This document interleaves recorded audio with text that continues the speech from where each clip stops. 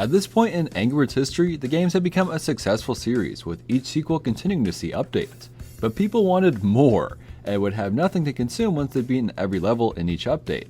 Angry Birds needed a game that gave players a constant stream of content, and while they were at it, why not let you compete against your friends? Why not change the level theme through unique tournaments?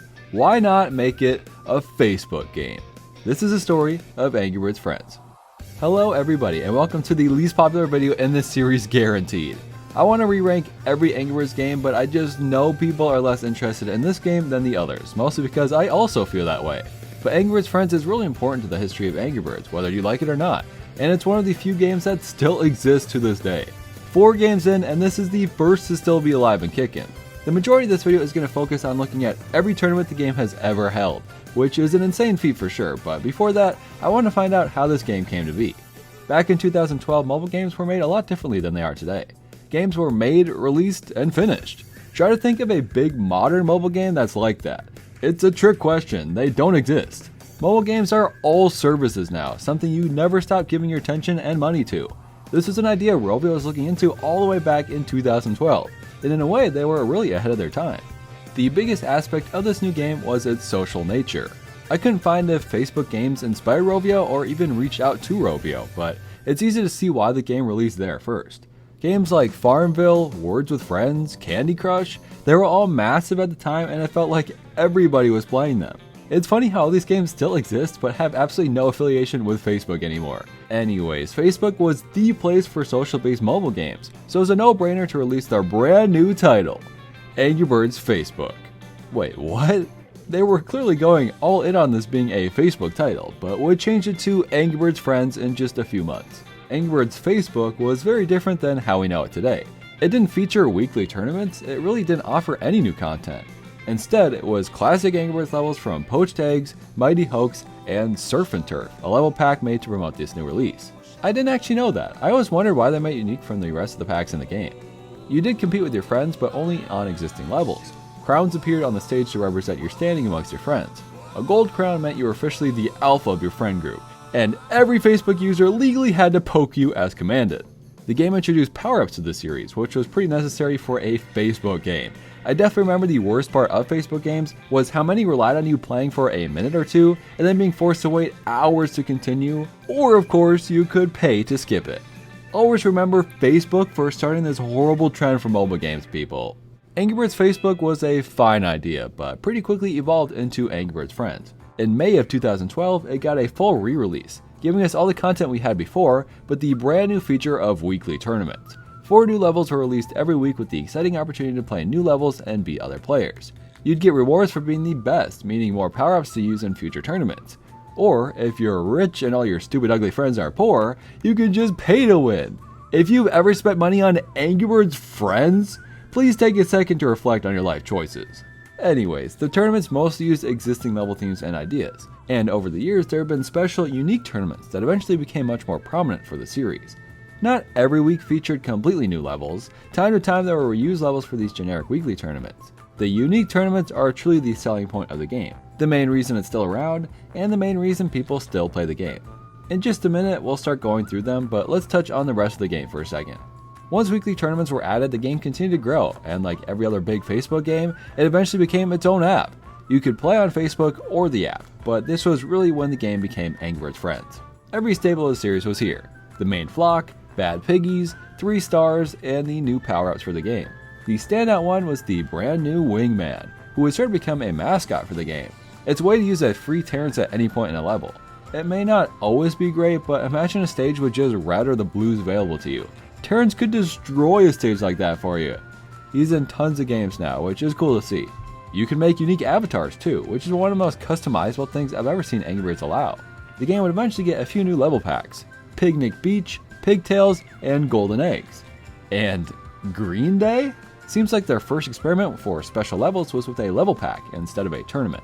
Levels themed around the band Green Day were available to play at any time, meaning those handsome Green Day pics could be popped whenever you'd like. The level pack was removed towards the end of 2012, long after special weekly tournaments had begun. The game has seen a lot of changes since that original mobile game version launch, but I think we should get to that when we get caught up on the tournament. Last chance, people. Time to fasten your seatbelts, grab some popcorn, and let me do the monotonous work of breaking down every tournament the game has ever held for your personal enjoyment. Hopefully it will be fun and exciting for you, but I've been dreading those very, very much. YouTube channels like Angry Birds Nest have done a tremendous job of preserving footage of the game's tournaments, and they really have no way to show anything without other people's work. Go check out those channels for the full videos, and please understand, I wouldn't take these clips if I had any way to get them myself. Some tournaments will need more explaining than others, but no matter what, I'll be very quick, I swear. Alright, let's get started. Our first big crossover was Lotus F1 Racing.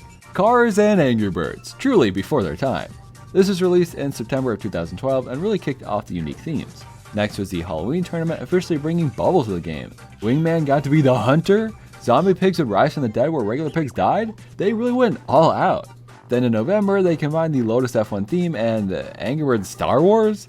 They should have just made a Star Wars tournament throughout that game. Seems like a very strange combination. The last new tournament in 2012 was winter themed. Santa Bomb became a unique power-up, a bunch of winter themed items were added, and holiday cheer was spread. To kick off 2013, we go all the way to the Valentine's tournament. So far, this feels like they're ripping off season shtick, especially when it took until July for a summer tournament to start. Thankfully, the first big event was in September. Freddy for a Day. You're an OG if you remember that cinematic trailer with Chuck riding his big old bicycle and making King Pig impotent in the process. The very next week featured a Rock in Rio Music Festival theme, and sadly, no, that was not based on anything Angry Birds Rio related. The Angry Birds Facebook page hit 25 million likes towards the end of September, and they held a tournament to celebrate. And of course, there's always going to be a Halloween event, and a winter event, and a Valentine event. Exciting stuff. But we're already into 2014 with our very first Wingman tournament. It's a general superhero theme with the introduction of Wingman's arch rival, El Porcador. Definitely my favorite one so far. In March there was a Oops All Bombs tournament, which is awesome and I hope they continue to do for every bird. And we finally got our first Easter tournament too. We got the Pirate tournament in May, a soccer themed one in June and July, and another summer themed tournament in between.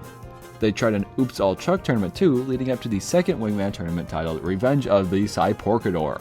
It was so cool to get a sequel like that and have El Porcador go Robo mode. There was an Office tournament and Bouncy tournament in September, with the final event of the month called the Sneak Peek tournament. By beating levels, you get a sneak peek of some big news. What were they revealing? A new game? A new character? The reveal was none other than our very first image of the Angry Birds movie. What a time to be alive! Anyways, Pigmania was next, and there was just a lot of pigs. We got our annual Halloween tournament, this time focusing on mummies and an Egyptian tomb. Who cares about birds when we got the Pangolin tournament? I love the little guys, and I'm glad Angry Birds spread awareness about their endangerment. There was a TNT event right before winter featuring Ice, Christmas, and New Year's levels. We've made it to 2015, and what better way to start the year with the introduction of a brand new bird, the Hockey Bird. He's sadly nothing more than a reskin of Chuck, but it's still a really cool addition. Oh, and also the hockey theme is fun, I guess. They never missed the Valentine's Day event, but they also made a retro games theme in March. Tetris, Mario, Pac-Man, and more got a spotlight. Summer 2015 consisted of quite a few generic themes, so let's rapid fire these quickly. We got the Earth Hour, Easter, Rocket, Bubbles, Help Nepal, Massive, Underwater, Up for School, Princess, and Matilda tournaments. Angry Birds 2 released in August, so we got an event for that. Everyone Loves Hip Hop, and an actual Rio tournament with marmosets and everything. Then we got the big event of the year, the event that features the one and only Danny DeVito Bird, and Don Cheeto Bird, and Matt Damon Bird. Look, they can't all be winners. It was a big event, and while these birds weren't playable, it's pretty funny to have these celebrities as birds because of the event. We also got Shakira Bird to celebrate the new Rovio game, Love Rocks. She's pretty. I mean, no, I'm not attracted to birds! Back to the generic stuff, we got a Halloween, Wild West, Jelly Bounce, Holiday Oink, Tournament Mania, Carnival, Valentine's Day, Space, Easter, and a brand new Angry Birds movie tournament. Wow, it even came with this very own horrible looking app icon. It wouldn't be the movie era without that. Going back to basics, we got the Viking, Knights of the Golden Egg, Pig Your Ride, Summer Swine, Tiger Day, Sporty Pigs, Wish Upon a Pig, Autumn Harvest, Halloween, Amusement Pork, and Holidays tournaments, rounding out 2016. Let's take a break here, as 2017 was the year that Angry Birds Friends made a big change.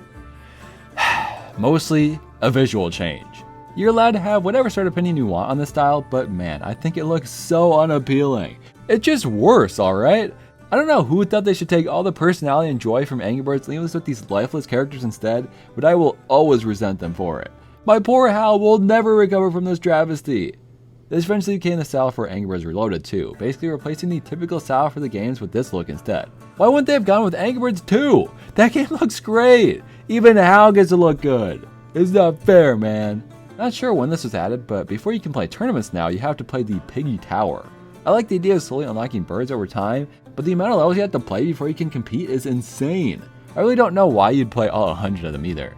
Well, now I'm depressed. There's like a million more tournaments and I'm already bored. Here's what I'm gonna do. There is absolutely no point in going over every tournament if that already wasn't clear. I'm going to look at every important event the game has held from this point on, and then go back to read out every tournament name I skipped. Therefore fulfilling my promise, but not wasting your or my time any damn further.